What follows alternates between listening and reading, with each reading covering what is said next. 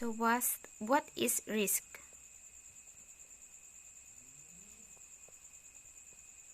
A risk is the possibility that harm, death, injury, or illness might occur when exposed to a hazard in your workplace. Risk refers to the uncertainty that surrounds future incidents and outcomes. So, ang panganib ay may posibilidad na ang pinsala ay kamatayan, sakit, o iba pa, ay maaaring mangyari kapag nakalantad sa isang panganib o sa isang lugar. Ang peligro ay tumutukoy sa walang katiyakan na pumapaligid sa mga insidente at kinlalabasan at hinaharap. So, yun ang risk. Oh my God. What happened? Next, risk, threat, and vulnerability. Nangyari. What is threat?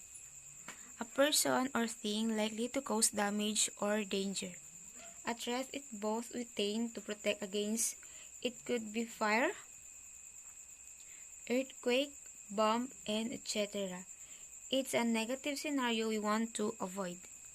So let's move on to vulnerability. Vulnerability, what is that? Vulnerability, it is a weakness or gap in our protection system which can be exploited by threat to gain unauthorized access to a vulnerability is a weakness that can be exploited in order to attack you for example,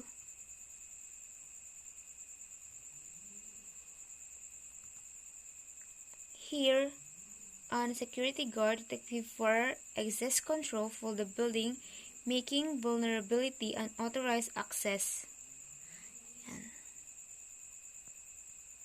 So next, risk.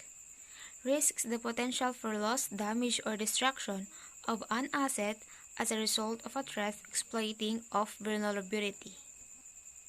It is an event that could compromise that organization asset for profit or etc. So let's understand the relationship between risk, threat, vulnerability along with the example. Threat may exist, but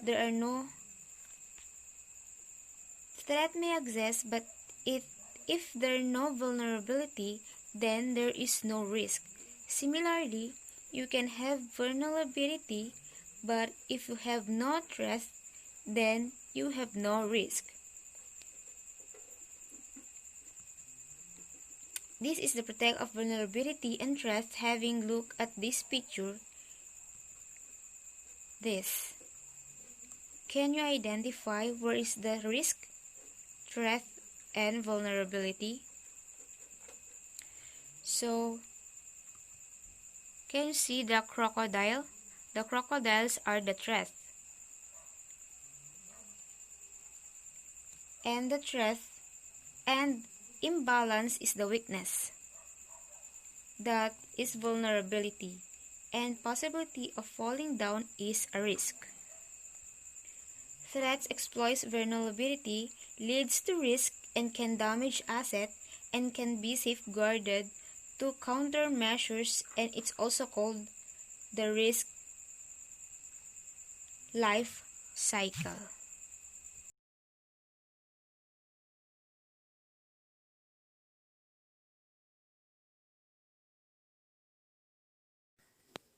Six main categories types of hazards. First is biological.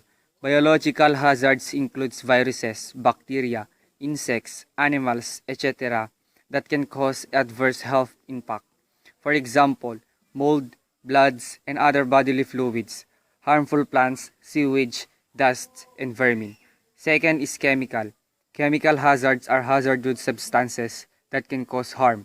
These hazards can result in both health and physical impacts such as skin irritation, respiratory system irritation, blindness, corrosion, and explosion. Third is physical. Physical hazards are environmental factors that can cause harm on an employee without necessarily touching them, including heights, noise, radiation, and pressure. Fourth is safety. These are hazards that create unsafe working conditions. For example, exposed wires or a damaged carpet might result in a tripping hazard. These are sometimes included under the category of physical hazards. Fifth, ergonomic. Ergonomic hazards are results of physical factors that can result in musculoskeletal injuries. For example, a poor workstation, set up in an office, poor posture and manual handling. Psychosocial. Psychosocial hazards include those that can have an adverse effect on an employee's mental health or well-being. For example, sexual harassment, victimization, stress, and workplace violence. Hazard can be classified into three modes. Dormant, when a situation represents the possibility of a hazard but people, property, and or the environment have not yet been affected. Armed, potential harm for people, property, or environment. Active, a harmful incident involving the hazard has actually occurred. Often this is referred to as an emergency. I'm Jenny Castriciones from BS Cream 2-3.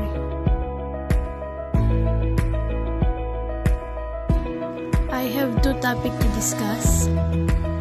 One, define the vulnerability, probability, and critically. And then two, what is the called loss event profile, event probability or frequency, and loss event critically. And I will give example.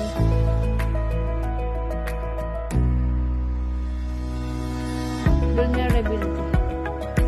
This refers to the inability to withstand the effect of a hostile environment. A window of vulnerability is a time frame within which defensive measures are diminished, compromised, or lacking. Critically. Inclined to find fault or to judge with severity, often too readily. Occupied with or skilled in criticism involving skill, judgment as truth, merit, judicial, and a critical analysis.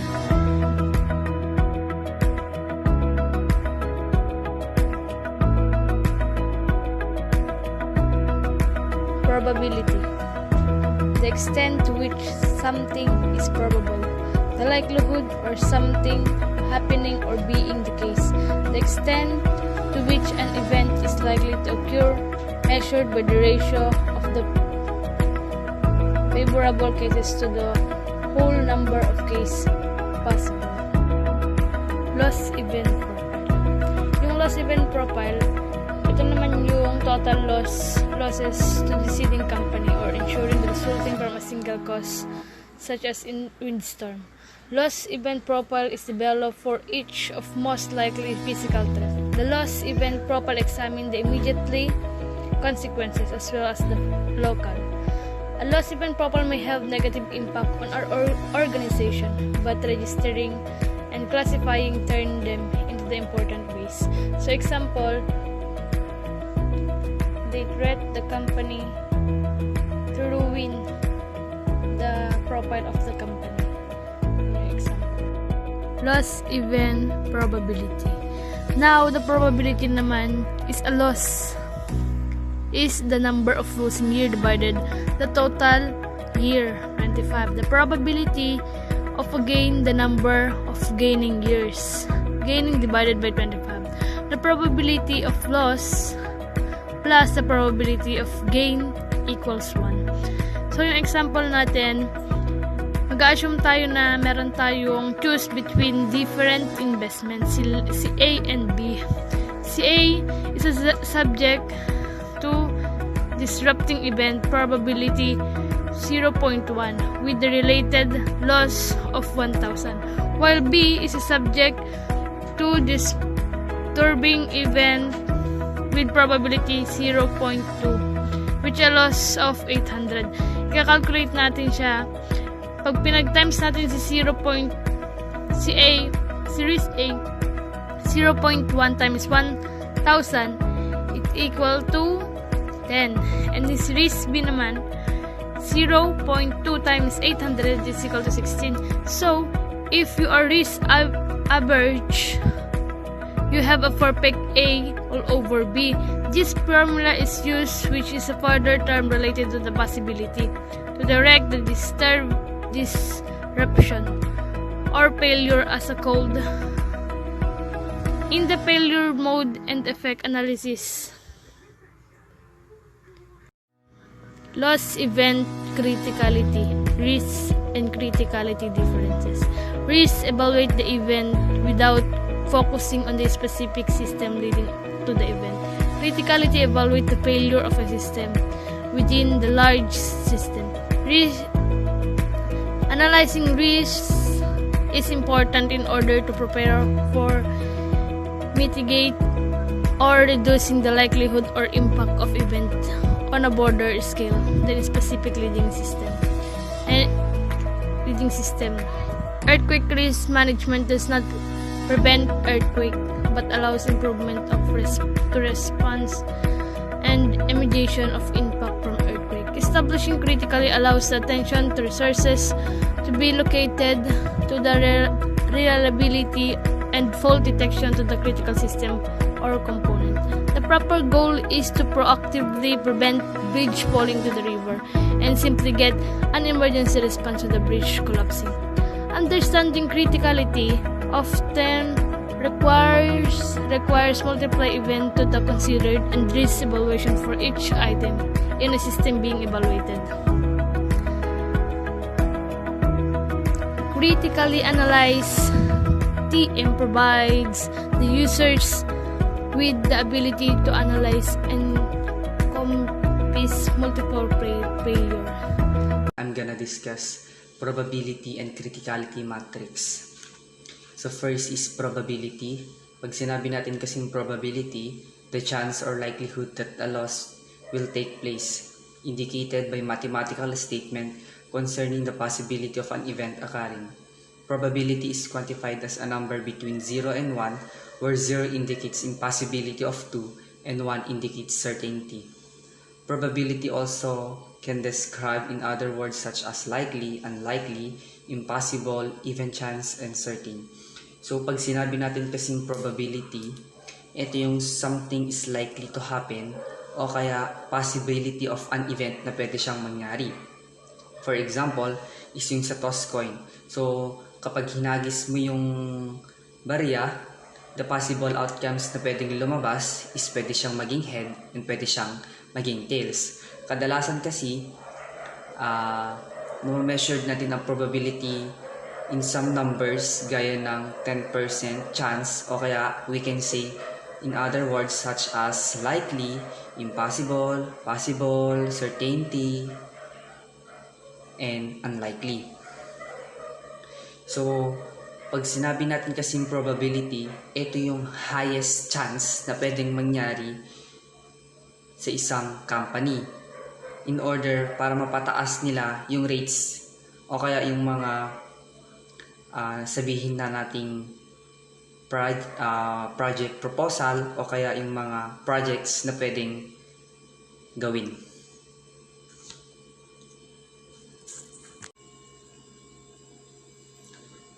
Next is criticality matrix. Criticality matrix is a matrix that is used during risk assessment to define the level of risk by considering the category of probability or likelihood against the category of consequence severity. The impact of a loss as a measure in financial terms, how important it is term of the survival or existence of the organizations. So dito sa criticality matrix, tinatawag din siyang kadalasan na risk matrix.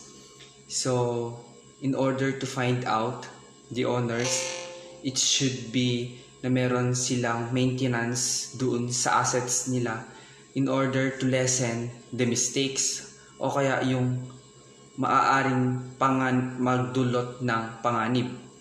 So, according kay Lincoln, the best way to predict the future is to create it.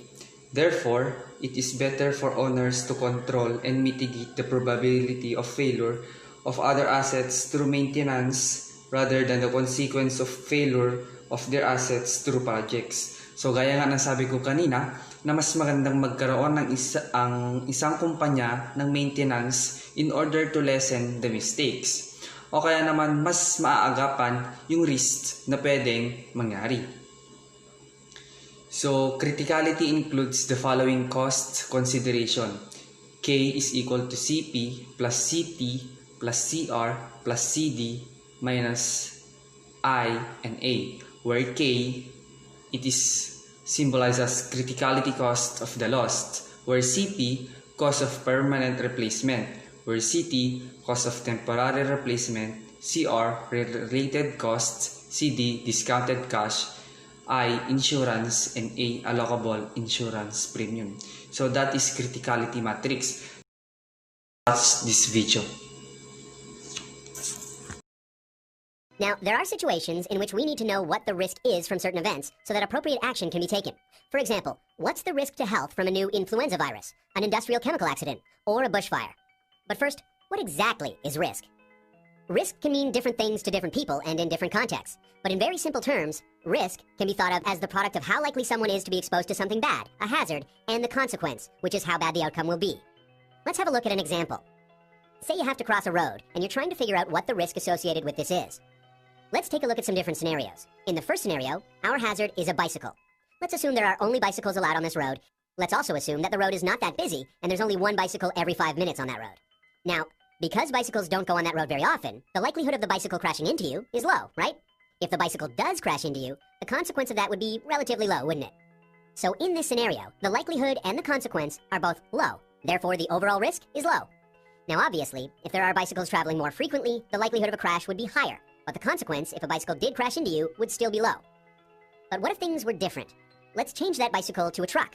Now with a truck passing every 5 minutes, the likelihood of a crash would still be low. However, the consequence is far more severe. Now, imagine if it was a busy truck route, and trucks were going on this road very frequently. In this scenario, both the likelihood of a crash and the consequence will be high, which means that the overall risk would be high. You wouldn't even consider crossing this road, right? A simple way of visualizing this and figuring out the overall level of risk is by using a risk matrix. In a risk matrix, information about consequence and likelihood can be used to determine the overall level of risk. Let's have a look at a simple risk matrix. A risk matrix is basically a table or grid with a measure of likelihood on one side and consequence on the other, graded from low to high. The combination of the two, which is the overall level of risk, can be categorized as low, medium, or high, and color-coded. So let's get back to our example. In the scenario in which there are bikes traveling very infrequently, the likelihood is low and the consequence is low. Therefore, the overall risk is low. When there are more bikes, the likelihood is high, but the consequence is still low, and therefore the overall risk is medium. Let's consider the truck now. In the scenario where trucks are infrequent, the likelihood of a crash is low, but the consequence is high. The overall risk is medium. And if it's a busy truck route, the likelihood and consequence are both high, and therefore the overall risk is high. So that's how a risk matrix can be used to determine the overall level of risk using an assessment of likelihood and consequence. There are many different types of matrices in use with varying degrees of complexity. They can have many categories and different grades of risk. They may also have different ways of defining categories of likelihood and consequence. For example, a high likelihood may mean that it's expected to occur in most circumstances, and a low likelihood may mean that it may occur only very rarely, such as once in 100 years. With consequence, a high consequence may mean multiple deaths, and a low consequence may mean only minor injuries. So, the risk matrix and the categories that are used can vary, and therefore should be relevant to the situation and context in which the risk assessment is done.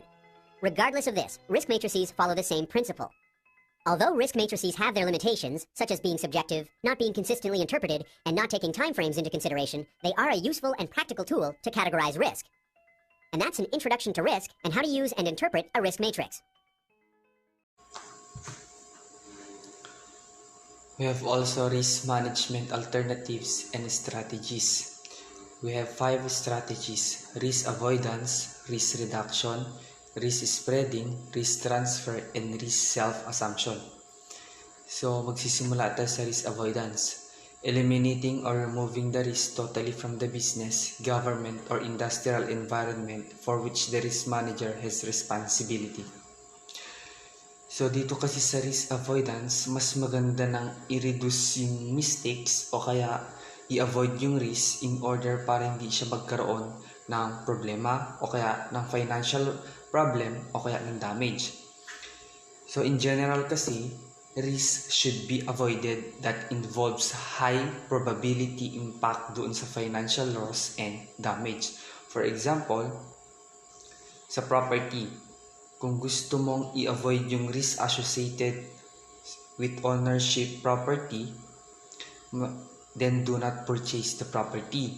Instead, but lease or rent instead. Mas maganda nang i-rent mo lang ito kaysa bilhin mo para sakaling magkaroon ng problema, pwede mo siyang ibalik doon sa may-ari.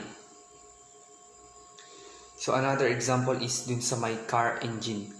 So pag alam mong may problema sa isang car o sa sasakyan, dapat maaga mo itong ipaayos kaysa sa patagalin mo pa ito na pwedeng mag-cause ng accident. We have also risk reduction, decreasing the risk by minimizing the probability of potential loss. This reduction of criminal opportunity is often accomplished by situational crime prevention strategies to discourage, deter, or deny criminal incidents. So dito naman sa risk reduction, meron tayong two ways para i-reduce yung risk. We have through loss prevention and control. For example, gaya nga ng sabi dito, pwede mo siyang for criminal incident, gaya ng paglalagay ng burglar alarm, fire department, medical care, night security guards. So lahat niyan is example ng risk reduction. So dun pa lang sa night security guards is masesecure mo na yung isang company sa paglalagay ng security guard o kaya paglalagay ng isang alarm just in case na may pumasok o kaya magtangkang pumasok sa isang property. So meron din tayong risk spreading. Spreading the risk through compartmentation or decentralization to limit the impact or criticality of potential loss. Meron din tayong risk spreading.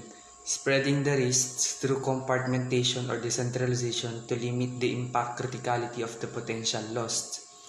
So pag sinabi natin kasing risk spreading, ang pinaka-major form ng risk spreading is yung insurance. Mostly is gumagamit nito is company. So, hindi lang company. So, sa partnership, ito yung pinaka-common na practices of risk sharing o kaya ang tinatawag nating risk spreading. Siyempre, gumagamit din ang bangko ng ganitong klase ng practice o kaya ng method.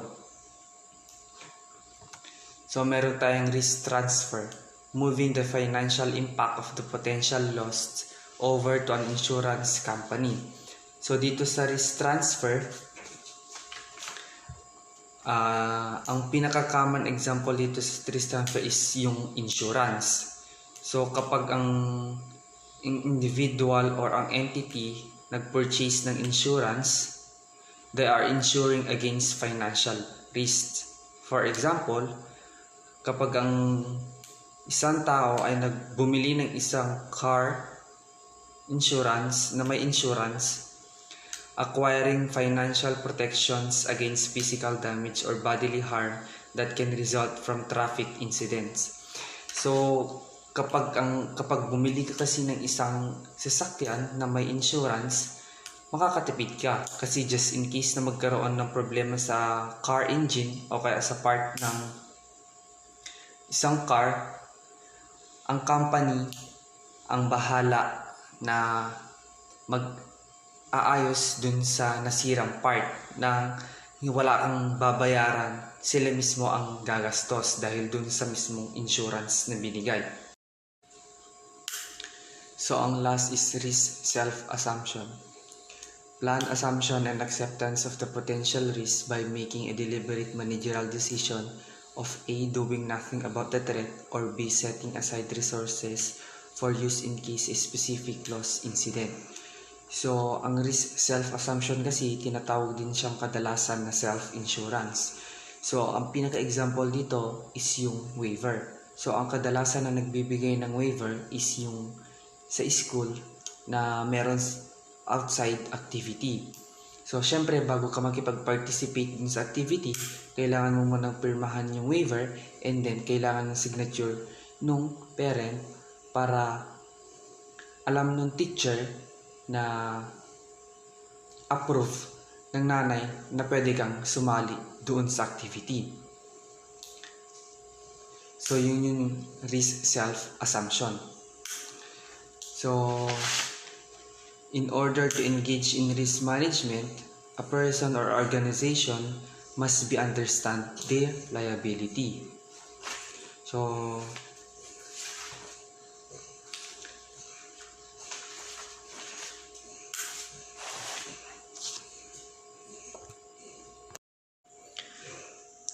those are 5 strategies.